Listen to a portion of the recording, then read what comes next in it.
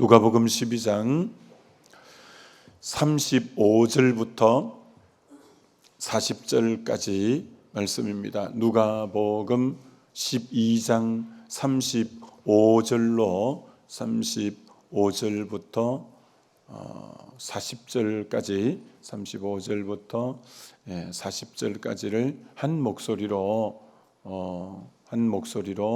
우리 같이 합독합니다. 허리에 띠를 띠고 등불을 켜고 서 있으라. 너희는 마치 그 주인이 혼인집에 들어와 문을 두드리면 곧 열어주려고 기다리는 사람과 같이 되라. 주인이 와서 깨어있는 것을 보면 그 종들은 복이 있으리로다. 내가 진실로 너희에게 이르노니 주인이 띠를 띠고 그 종들을 자리에 앉히고 나와 수종들리라. 주인이 혹 이경이나 혹 삼경에 이르러서도 종들이 그같이 하고 있는 것을 보면 그 종들은 복이 있으리로다. 너희도 아는 바니 집주인이 만일 도둑이 어느 때에 이를 줄 알았더라면 그 집을 뚫지 못하게 하였으리라. 그러므로 너희도 준비하고 있으라. 생각하지 않은 때 인자가 오리라 하시니라. 아멘. 잠든 신앙의 특징이라는 제목으로 말씀을 전하고자 합니다. 하나 당부 말씀이 있습니다. 여러분 구역 예배 마치고 나서 다가할 때 여전도회 남전도회 하고 나서 할 때는 이제 말씀으로 서로 나누어서 은혜 가운데 잘하는데 다가를 할 때 정치 얘기를 해갖고 판을 깨고 은혜를 쏟고 다음에 나가고 싶지 않고 이런 곳이 있다고 뉴스가 종종 들어와요. 그래서 제가 공적으로 얘기합니다. 정치적 성향이 다 다르잖아요. 그래서 하여튼 그래서 저에게까지 계속 여러 얘기가 들어와서 여러분이 정치 얘기하면 다 이렇게 사이가 안 좋아져요. 그래서 그렇게 주의 말씀 가운데 막 마음이 뭉쳐졌다가 그만 정치 얘기를 하면 판이 깨지고 그러니까 이제 구역 모임 뒤에 여전도회 남전도회 모임 뒤에 교사회 뒤에 정치 얘기하지 마세요. 하지 말고 기도해 주시면 좋겠습니다. 자, 오늘 도둑이 언제 올지 알면 깨어서 방비하면 도둑 맞지 않겠죠. 근데 뭐 도둑이 언제 올지 모르기 때문에 항상 깨어서 준비하는 자세가 필요한 것처럼 어떤 주인이 혼인집에 갔다가 밤 2경에 돌아올지 3경에 돌아올지 요즘처럼 뭐 핸드폰이 있으면 뭐 몇 시에 간다 뭐 이렇게 얘기해도 되고 하는데 그때에도 뭐 그런 게 없으니까요. 그래서 언제나 깨어서 주인이 언제 오더라도 문을 열어주고 맞이하는 종들이 되라. 그리고 주인이 집에 없더라도 종이 때를 따라 다른 종들에게 양식을 나눠주고 그런 종이 있다면 주인이 왔을 때 정말 복 있는 자가 될 거다. 뭐 이런 말씀이에요. 그래서 오늘 깨어 있어야 된다. 준비되어 있어야 된다. 주인이 언제 와도 자기 맡은 영역에 충성되이 그렇게 잘 섬기고 있어야 된다. 이제 그런 말씀이죠. 이 말씀은 사실은 성경을 여러분이 많이 읽으면 모두가 일관성이 있고 말씀이 깨어지잖아요. 마태복음 25장에 종말 때 열처녀 비유는 깨어있으라는 비유고 달란트 비유는 배나듯 남기는 충성된 자가 되라는 비유고 양과 염소의 비유는 내 주변에 소외된 자에게 내가 헐벗었을 때, 목말랐을 때, 옥에 갇혔을 때, 병들었을 때 그 소자에게 한 것이 내게 한 것이라고 이웃의 사랑을 베풀으라는 거죠. 그러니까 깨어있으라는 것은 하나님과의 관계, 달란트의 배나 남기라는 것은 사명과의 관계, 그리고 소외된 자들에게 사랑을 베풀려는 것은 인간과의 관계. 이 세 가지가 항상 점검해야 될 영적인 영역이죠. 하나님과의 관계에서 내가 깨어 있나? 두 번째는 내게 준 달란트 내가 배나 남기면서 사명에 지금 내가 충실하고 있나? 그리고 내가 인간과의 관계에서 사랑으로 잘 섬기고 있나? 이게 여러분의 신앙 점검은 이 세 가지로 점검해야 정확하게 점검이 되는 거예요. 하나님과의 관계에서 늘 깨어 기도하면서 깨어 있는가?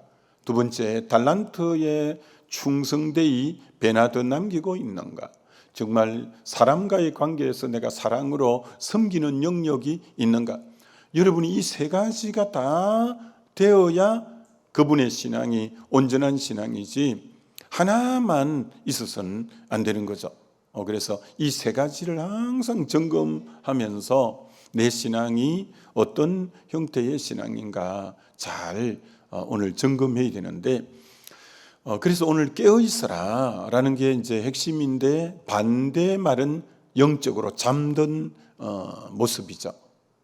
여러분, 우리가 이런 실험에 대해서 들어보았잖아요. 개구리를 냄비에 이어서 밑에 불을 떼었는데 불을 서서히 온도를 올리면 개구리가 그걸 인식을 잘 못한다는 거예요. 그래서 서서히 온도를 올리면 나중에 뜨거운 물이 돼도 막 적응이 돼서 나중에 푹 삼킬 때까지 인식을 못한다는 거죠. 그러나 갑자기 개구리를 뜨거운 물에 탁 넣으면 탁 튀어나온다는 거죠. 그래서 참 우리 영적으로 잠들게 쉬운 것이 지속적인 어떤 부분이 계속 평안함이 지속이 되고 어떤 안락함이 지속이 될 때 자기도 모르게 영적으로 잠들기가 너무너무 쉽다라는 거죠. 여러분 성경에도 그렇고 여러분 개인 신앙도 그렇고 환난과 핍박이 있을 때는 대부분이 깨어 기도하죠. 너무 지금 환난과 핍박이 많은데 어떻게 깨어 기도 안 할 수 있겠어요? 근데 어느새 핍박이 없어졌어. 환난도 없어졌어. 너무 평안한 날이 오래 지속이 되면서부터 영적인 깨어 있음이 줄어들고 하나님 의지할 것도 별로 없고, 그러다 보니까 영적으로 잠들어 버리는 이런 형태의 신앙의 소유자가 되기 많죠. 그래서 여러분 인생도 참 아이러니하게 제일 아름다울 때는 어떤 의미로 내 인생에 정말 역경이 있고 시험이 있을 때 뒤돌아보니까 그때가 내 영이 제일 건강했었고 믿음이 제일 많이 자라갔었고 그때가 내 인생에 도리어 제일 좋을 때였구나라고 알 수 있어요. 사실 다윗이 여러분 참 힘들 때가 어느 때였어요? 사울 왕에게 쫓겨다닐 때가 정말 힘들죠. 광야, 항무지, 동굴. 거기에 여러분 다윗이 사울 왕에게 쫓겨다닌 기간이 약 10년이에요. 10년. 10개월도 힘든데 열흘도 힘든데 밤이슬 맞고 지내기가 정말 큰 종은 그만큼 또 연단과 시련이 많은 것 같아요. 그래서 이 다윗이 그때 영혼이 얼마나 맑았냐면 그때 주옥 같은 시편 75편이 약 그 150편 중에 다윗의 시가 약 75편 정도 되거든요. 그 시편들이 영이 가장 맑을 때 사울 왕에게 핍박과 환난 가운데서 그 영이 가장 아름다운 진수가 그때 드러나게 된 거예요. 이게 우리의 인생의 그런 모습이죠. 환난은 싫지만 그때 영이 제일 깨어있을 때고 영이 제일 아름다울 때이고, 도리어 환난이었고 평안이 지속될 때 하나님 의지하지도 않고 유혹에 쉽게 빠져들고 영적으로 잠들고 그때가 영이 제일 이제 좋지 않을 때고, 이런 부분들이 있다라는 거죠. 그래서 사업이 너무 어려워지고 몸이 너무 아프고 관계가 너무 깨어져서 불편하고 자식이 너무 속을 썩이고, 그러면 하나님 앞에 자기가 너무 처참한 거예요. 그래서 엎드려서 부르짖지 않을 수가 없는 거예요. 때로는 부르짖다가 원망도 하기도 하는 거예요. 그러나 그렇게 하면서 영이 살아나고 영이 회복되고 내 인생에 가장 힘든 때였는데 그때 내가 그렇게 부르짖으면서 그러면서 내 영이 그렇게 살아나고 회복되는 그런 경우가 많아요. 근데 나를 둘러싸고 있는 주변 환경이 모두 평안할 때 어느새 주님 의지하던 부분이 점점 멀리하게 되고 기도도 바빠서 대충 하다가 나중에는 겨우 10기도 정도 하는 것으로 그만 그 인생이 너무 영적으로 느슨하게 되는, 참 그렇죠. 주변의 평안과 이 부요와 풍요를 꿈꾸는데 그게 되면 또 영이 무너지고 잠든 경우들이 참 많아지니까. 그래서 영이 가장 평안할 때 냄비 속에 개구리가 죽어가는 줄 모르고 죽어가는 그런 격이 되기 쉽다는 거예요. 그 좋은 일례가 서구교회라는 거죠. 서구교회가 핍박을 받아서 저렇게 쇠퇴하게 된 게 아니라는 거예요. 너무나 평안한 물질적인 그 발전, 풍요, 그게 영적 야성을 점점 식어지게 하고 그래서 영적으로 무기력해지게 된 이유인데, 문제는 지금 한국 교회가 이제 그 흐름이 이제 우리에게로 지금 와서 한국 교회가 그렇다는 거죠. 우리가 지금 우리나라가 예수 믿는다고 정부가 어떻게 그걸 방해하는 거에 어디 있습니까? 직장에서 예수 믿는다고 쫓겨나는 경우가 어디 있습니까? 그러니 우리나라처럼 자유롭게 예수 믿고 신앙생활을 할 수 있는 정말 이런 나라는 많지 않아요. 세계에 많지 않아요. 그런데 문제는 그것이 우리로 하여금 영적으로 느슨하게 하고 잠들게 하는, 그래서 우리나라가 한 20-30년 전부터 계속 교회들이 쇠퇴하는 성향을 보이는데, 그건 다름 아닌 너무나 좋아진 경제적 여건이 영적 야성을 점점 쇠퇴하게 만들어가는, 이걸 영의 눈을 뜨고 보면 이게 사단의 고단수 전략이구나. 도리어 그를 옥에 가두고 핍박이 있고 직장에서 어려움을 당하고 그러면 더 기도하는데 모든 것이 풍족하게 되어지고 넉넉하게 되고 평안해짐으로 모두가 기도 생활 안 하고 기도원이 텅텅 비고 기도원을 매각하고 철야기도는 없어지고 새벽기도도 없어지는 교회가 많아지고, 그러면서 이 영적인 이 능력이 사라져가는 부분이라는 거예요. 자, 좀 더 구체적으로 영적으로 잠들면 세 가지 특징이 딱 나타나는데, 여러분 중에 이런 것 있는지 잘 봐야 돼요. 영적으로 잠이 든 사람, 영적으로 죽은 사람의 특징은 겉에 명분을 중시하고 내면에는 관심이 적다라는 거예요. 이게 한결같습니다. 영적으로 잠든 사람은 겉에 명분은 되게 중요시하는 거예요.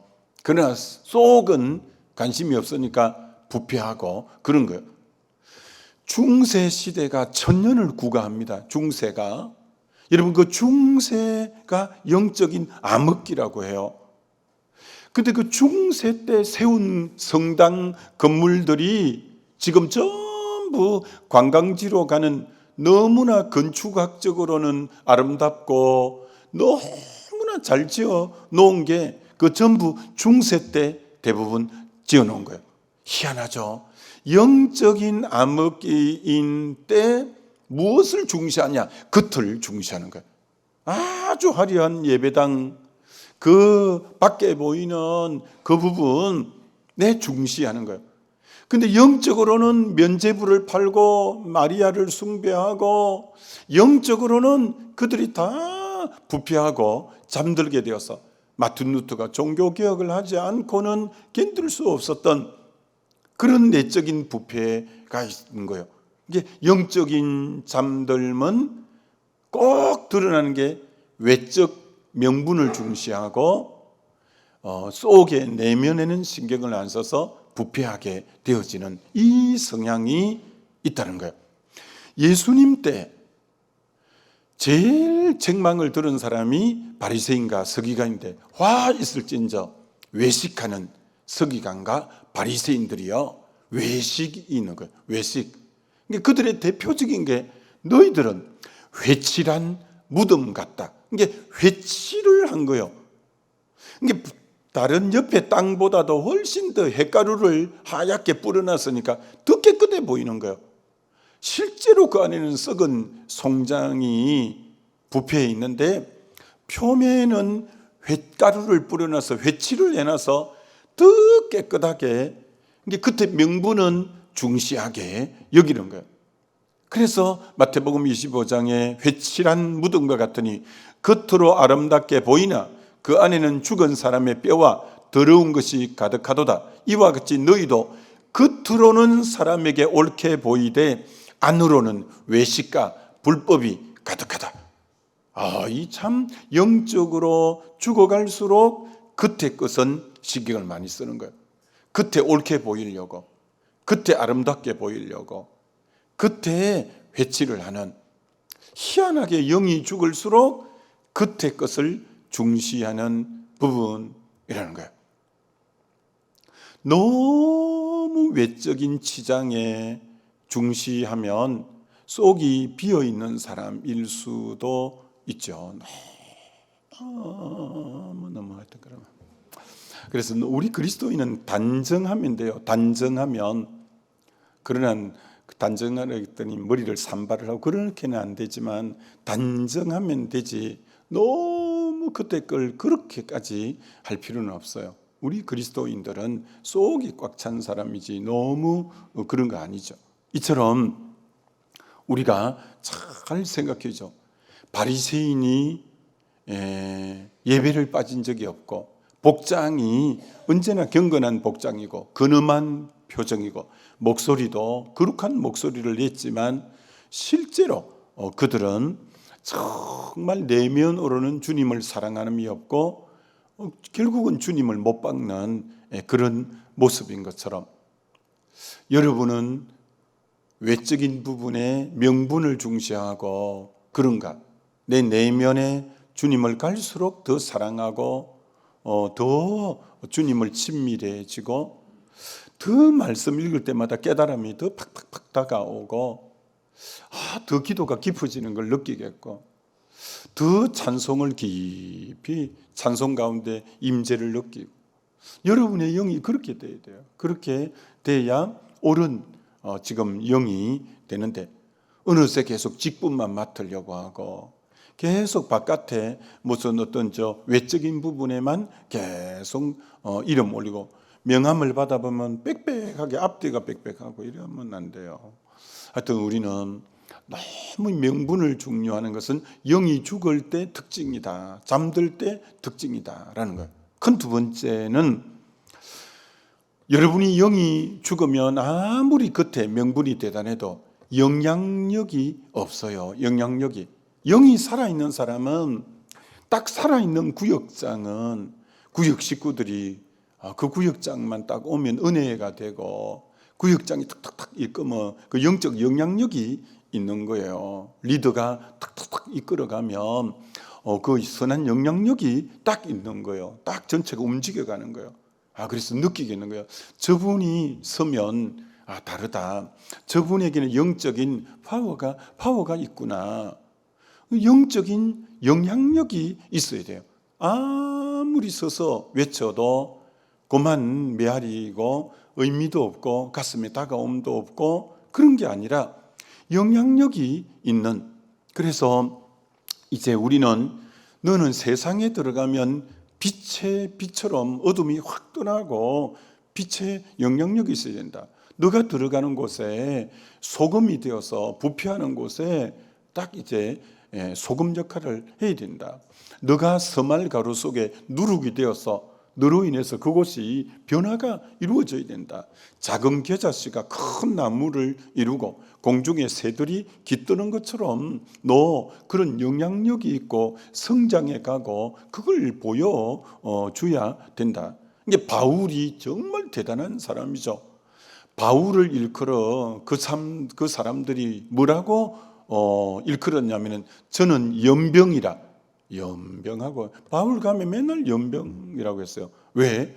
그 당시 페스트가 마을을 휩쓸면 다 죽어 나가는데 바울이 그 당시 페스트 연병처럼 바울이 지나가면 그 마을이 예수로 물들어 버리는 거야. 예수로 물들어 버리는 거야. 너무 영적인 파워가 대단하고 바울이 지나가면 그 마을이 복음화가 되고 너무 영향력이 큰 거죠. 그래서 그 사람들이 야 저는 뭐라고 해야 될까? 야 연병이다 연병 이렇게까지 말할 정도로 세상이 또 초대교회 성도를 보고 뭐라고 그때 일컬었냐? 세상이 감당치 못할 자다. 뭐 죽인다 해도 뭐 그들이 그렇게 하니까 세상이 감당치 못할 자. 그러니까 여러분 우리가 성령 충만 받으면 권능이 임함으로 우리가 서 있는 곳에 여러분 때문에 그 잔잔한 영향력이 있는 분이어야 이게 이제 참된 그리스도인이다. 이 살아있는 그리스도인이다. 근데 죽은 그리스도인은 아무리 많이 있어도 아무리 뭐 명분이 그래도 실제로 살리는 역사 이런 부분에는 영향력이 없는 거예요. 세 번째 잠든 신앙과 깨어있는 신앙은 진짜 그분의 믿음에는 행함이 동반되는 믿음이에요.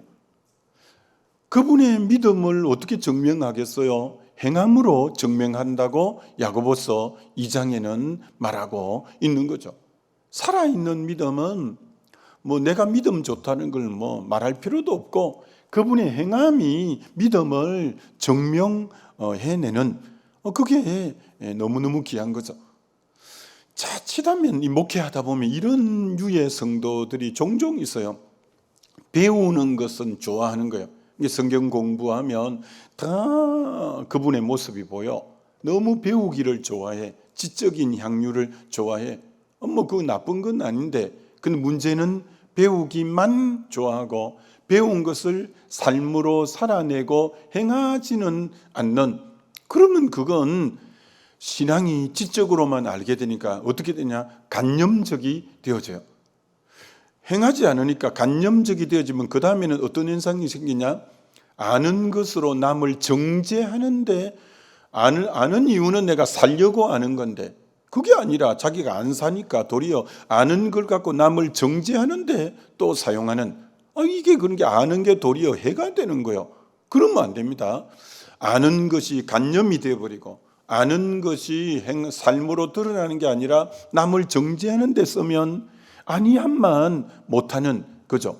그래서 여러분은 하나 깨달으면 하나 행하고 그렇게 어떻게 하는지 말씀은 행하라고 준 책이지 이 뭐 다른 의미로 준 책이 아니잖아요. 이 말씀을 지켜 행하는 자가 복이 있다. 이렇게 말씀하는 것처럼 말씀의 종국은 행함으로 드러나야 된다. 이렇게 말할 수 있는 거죠.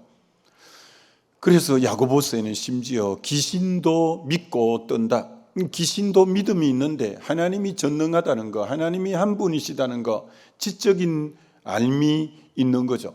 그 다음에 두 번째로 귀신도 두려워하는 정적인 부분도 있는 거죠. 근데 지정의가 인격인데 귀신이 못하는 것은 의지적인 결단 속에 그 하나님을 알고 가슴으로 느낀 걸 의지적으로 행하는 삶은 행동은 의지적인 결단은 이 귀신에게는 없는 거죠. 그러니까 우리가 귀신 수준의 믿음은 지적으로 듣고 감정적으로 느끼고 그 정도로 그치면 귀신 수준의 믿음이라 그건 뭐 아무 의미가 없는 믿음이고 의지적인 결단 결국 지적으로 알고 가슴으로 느낀 것은 의지적으로 행하는 데까지 가야 완성이 되고 그게 살아있는 신앙이 되고 생명 있는 신앙이 된다는 거죠.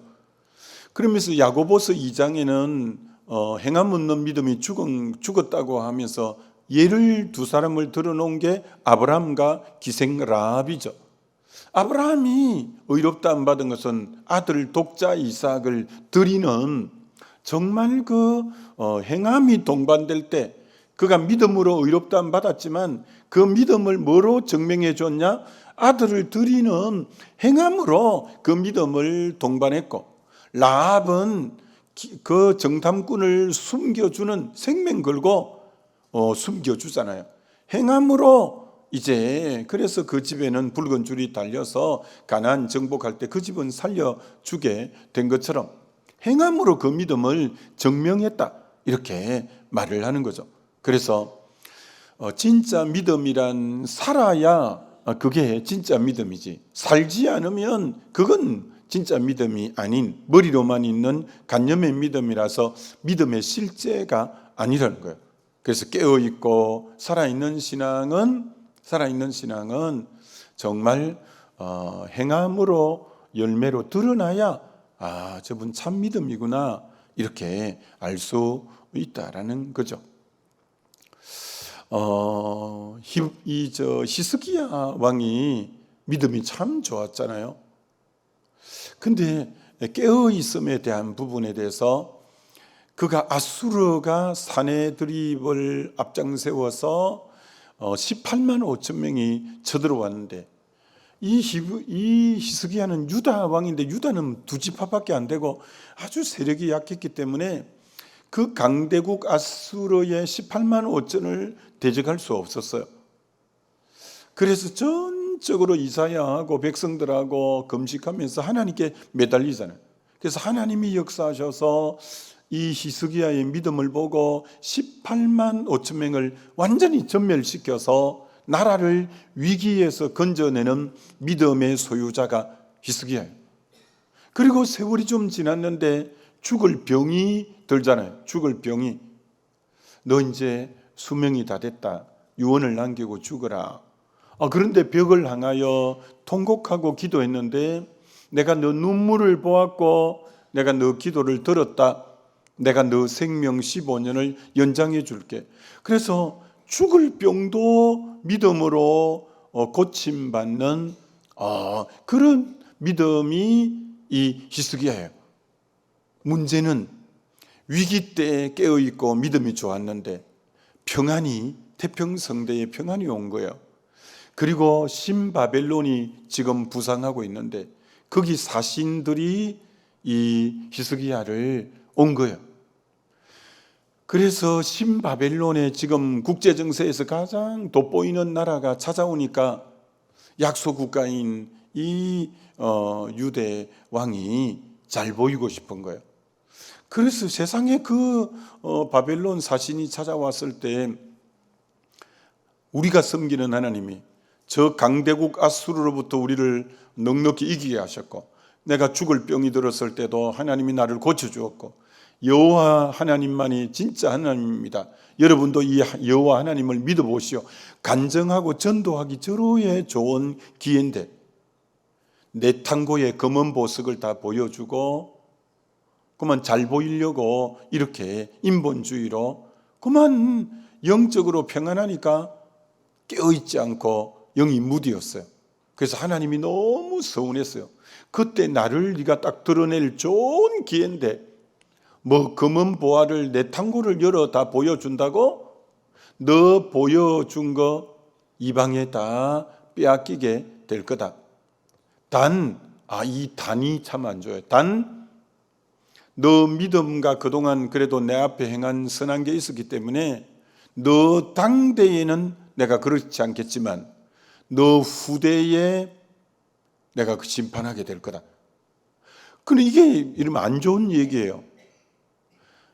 그 히스기야 때문에 결국 바벨론에 잡혀가게 되는 거죠. 그러니까 그 히스기야가 잘못한 것 때문에 그 후대가 안 좋은 부분이 된 거예요. 끝까지 깨어 못 있음으로. 이게 참 여러분이 깨어 안 있음으로 여러분 후손이 내가 너 당대에는 네 얼굴을 봤으라도 내가 놔두겠지만 그러나 너 후대에는 내가 반드시 심판하리라. 그 부모 영향 때문에 부모가 끝까지 깨어있지 않으므로. 근데 열왕기상 21장을 읽으면 아방이 이세벨과 결혼하고 우상이 가장 장거할 때 하나님이 심판하겠다고 하는 거예요. 근데 이 아합이 회개하잖아요. 굵은 베옷을 입잖아요. 걸음을 살풍살풍 겸손히 그러잖아요. 그러니까 하나님은 어떻게 했냐? 너 회개했기 때문에 너 당대에는 내가 심판하지 않아도 너 그동안의 그 우상 섬긴 그 죄악, 너 후대에 내가 심판하겠다. 결국 아수르가 와서 그 후대를 북이스라엘을 지리 멸렬해버려요. 그래서 이 아합과 히스기야는요, 특징이 뭐냐? 깨어있지 않으므로 자기 당대까지는 됐는데 후대의 심판을 받게 한 아주 안 좋은 케이스예요. 여러분이 끝까지 안 깨어있으면 여러분 당대에는 하나님이 그래도 여러분 얼굴 때문에 봐줘도 후대의 그 심판이 나 때문에 후대에 여러분 손양은 목사님 아버지가 손종일 장로님이에요. 손종일 장로님. 여러분 손종일 장로님은 믿음이 아주 좋고 늘 가정 예배드리고 늘 경건하고 그렇게 믿음 생활, 기도 생활 철저히 했던 분이 이 손종일 장로님. 말씀과 기도가 완전히 습관화되고 일본 그 강점기에도 그렇게 믿음을 지켜서 자녀 손들이 그 아버지 손종일 장로님의 믿음을 아들 손양은 목사님이 이어받아 사랑의 원자탄이 되고 한국교회에 그 선한 영향을 끼치는 목사님이 된 이유는 그 아버지 손종일 장로님의 영향 때문에 그래요. 여러분의 영향 때문에 아들이 너무 귀한 믿음의 그런 분이 나와야죠. 어떻게 부모 때문에 자식 때 심판을 받게 되는 그런 영향을 끼쳐 되겠냐는 거예요. 아무쪼록 끝까지 깨어있고 신앙의 본을 보임으로 여러분 때문에 여러분 당대뿐 아니라 후대에도 복을 받는 역사가 있게 되시기를 주님의 이름으로 축원합니다. 우리 기도하면 좋겠습니다. 오늘 세 가지를 생각하고 네 가지를 생각하면서 기도하면 좋겠습니다. 첫 번째는 영적으로 죽으면 겉에 명분만 좋아하지 내면이 부패하게 되는구나. 영적으로 죽으면 실제로 영향력이 하나도 없는 신앙이 되구나. 영적으로 죽으면 행함이 없는 신앙이 되는구나. 영적으로 끝까지 안 깨어있으면 후대에 악영향을 끼치게 되는구나 라는 거 생각하면서 우리 주여 한번 부르고 기도합니다.